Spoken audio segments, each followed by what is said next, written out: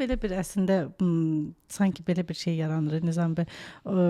Onu olduğu kimi qəbul etmirik. Yəni qalxmaq istəməyən, belə deyim, inkişaf etmək istəməyəni olduğu kimi sanki qəbul etmirik. O da deyir ki, mən beləyəm də, axı sən məni niyə qəbul etmirsən? Baxın, olduğu kimi qəbul etmək, populist psixologiya ümumiyyətlə psixologiya aidiyyətsiz o qədər insan daxil oldu ki, iqtisadçılar, həkimlər və yaxud da müğənnilər, hər kəs oturub qalxır psixologiyadan danışır və buna görə də düşünürəm ki, burada dəqiqləşdirmək lazımdır. Olduğu kimi qəbul etmək inkişaf etməmək nəzərdə tutmur. Hə, haqlısınız.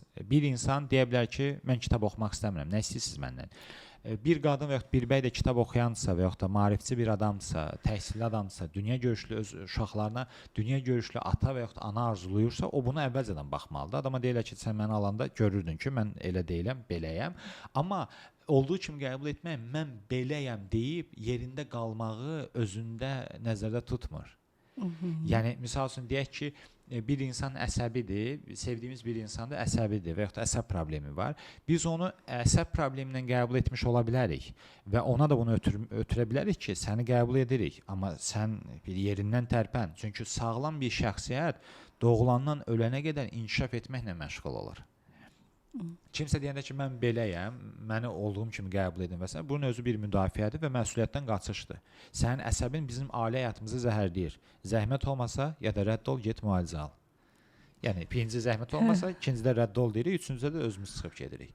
Çünki bu, yəni, belə deyək də, biz həyata aşırı, bilirsiniz, populist psixologiya şeyi gətiribdir, bu lirikanı gətiribdir, ədəbiyyatı gətiribdir, bu dramları gətiribdir.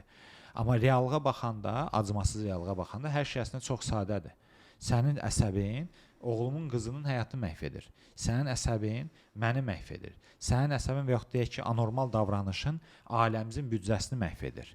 Necə yəni mən beləyəm, məni belə qəbul elə, mən beləyəm, belə də olacam. Elə olmur axırı. Və sonra da dərinə baxanda rəhmətli nənəmin xeyrini bilən dəlilər məsələsini mən real həyatda, praktikada çox gördüm.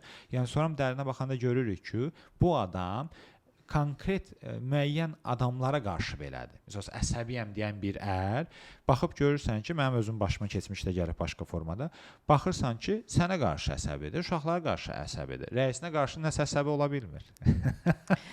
Vəzifə girir o. Bəli, tamamilə da. Bəli, və yaxud da deyək ki, əsəbi bir xanım və yaxud deyir ki, özümü idarə edə bilməyən bir xanım, keçmişdə mən yaşamışam, real həyat təcrübəmdir. Komissiya gələndə davanda gördüm çox sakit danışır. Dedim, niyə sakit danışırsan? Qayət deyir ki, burada komissiya var.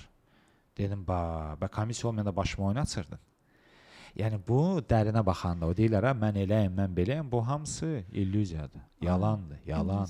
Əslində onda belə çıxır ki, onlar elə özlərini düşünürlər. Qarşılarındakını heç düşünmürlər. Tamamilə doğrudur. Özlərini düşünürlər və özlərinə xeyir edəni edirlər. Yəni, xeyirli anlarda lazım olan yerlərdə. Əsəbisən, get başını divara vur da, əzizim. Get özün deyib, maşınlar gedir. Maşınlar arasından qaça-qaça dəli kimi, qaça görümə qaçırsın, yoxsa yox. Amma evdə istədiyi kimi özünü aparır. Yəni, qısacası, nə sərf eləyir, onu eləyir. Tamamilə doğrudur. Onlar hamısı nə etdiyini bilir. Çox gözəl bilir. Sadəcə özlərinə qurban tapırlar, qurban. Və o qurban ondan həm asılı vəziyyətə düşür. Misal deyək ki, var dövlətli ailənin bir dənə oğlu, 3 oğuldan, 5 oğuldan, biri özünü qoyur dəliliyə, diqqət çəkmək üçün başqa səbəblərə görə özünü qoyur dəliliyə və başlayır bədxəstə eləməyə. Ana ata da bunun arxasına düşür ki, ata qurban, elləmə, elləmə. Və yaxud da bir oğul başlayır, nə bilim, harda gəlir dava eləməyə, ailəni və ya ağır vəziyyətlərə salmağa. Və yaxud qızı götürür, necə gəldi davranır, nə ana eşidir, nə ata eşidir və dəli kimi, ay, qoyma, buna da deyək ki, bu belədir, bu da deyək ki, elə şey yoxdur.